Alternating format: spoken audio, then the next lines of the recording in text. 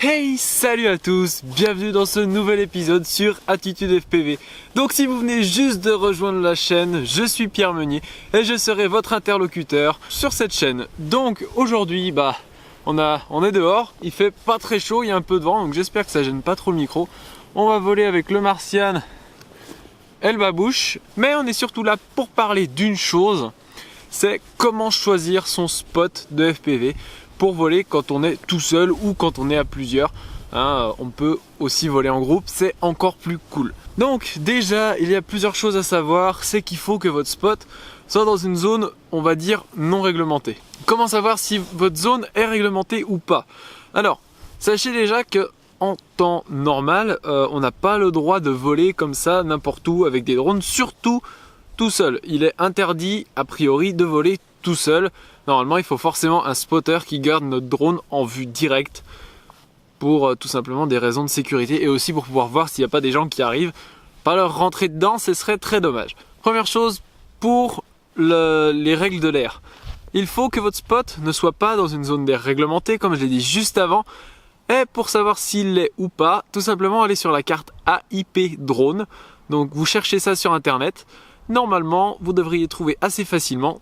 Et donc après, cherchez sur la carte de France là où vous êtes et vous voyez bien si vous êtes dans un couloir aérien ou non.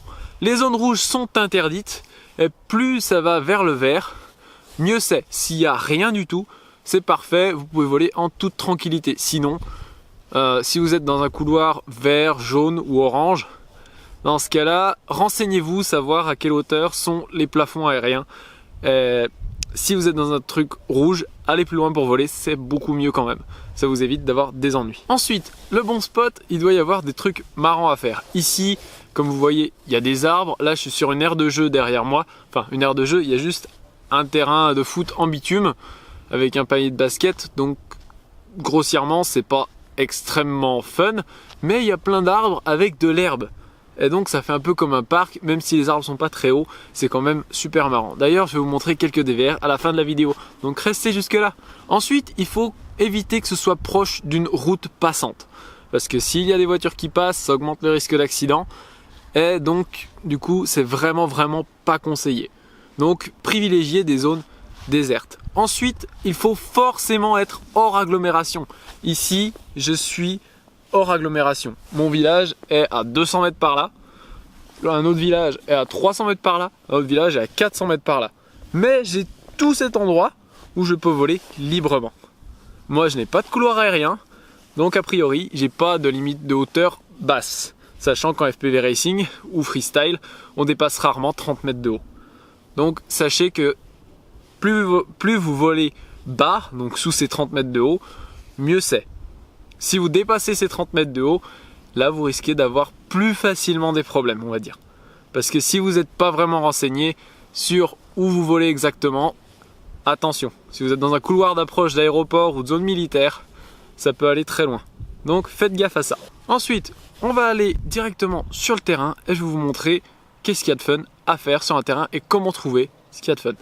Alors voilà, on passe en mode vlog, donc c'était là où je vous faisais ma petite présentation et donc on va aller là, ok? Donc voilà comment trouver un bon spot. Déjà, votre bon spot, moi c'est une route communale qui passe à côté. S'il y a 3 voitures par jour qui passent, c'est le maximum, à part les habitants du village quoi. Et ils me connaissent tous, donc ils savent que je fais du drone. Ensuite, ici, des beaux petits arbres à power loop. Et comme vous le voyez, je le disais, c'est une zone où c'est de l'herbe et des arbres. Alors que si vous regardez tout autour, c'est du buis, des arbres très compacts. Donc moi, c'est cette aire-là qui me permet de faire du freestyle et m'entraîner un peu au racing. Éventuellement, j'essaierai de monter un circuit, un de ces 4, et d'inviter du monde. Ce qui fera un très bel épisode, je pense. Donc voilà, comme je disais, des beaux arbres qui font une dizaine de mètres à peu près. Celui-là doit faire à peu près 12 mètres de haut. Des arbres avec des V, comme vous pouvez le voir juste là. Voilà, celui-là il est en V. Donc intéressant pour faire un petit gap, que j'ai déjà fait quelques fois. Le panier de basket qui est là-bas, il est pas mal du tout aussi. Donc voilà, un beau petit spot qui fait environ donc de la benne qui est là-bas, une benne à verre, jusque on passe tout là et on peut aller jusqu'à l'arbre tout là-bas au fond. Donc ça doit faire à peu près 150 mètres je pense. Et donc ça fait une aire de jeu correcte qui fait à peu près 50 mètres de large par 150 mètres. Donc en gros vous n'êtes jamais très loin, vous pouvez voler en 25 milliwatts sans souci, parce qu'en plus c'est pas dense du tout comme type de bois, donc il n'y a aucun problème niveau break-up de vidéo. Donc voilà, c'est ce genre de spots là qui sont sympas si vous voulez voler tout seul. Donc après évidemment un beau champ plat ça marche aussi, mais c'est un peu moins fun. Si vous avez un endroit avec un ou deux arbres où c'est pas habité et où vous pouvez voler tranquillement, c'est quand même le top.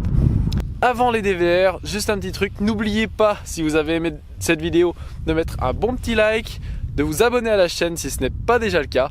Et voilà, c'est tout pour moi pour aujourd'hui. Voilà les DVR, ciao.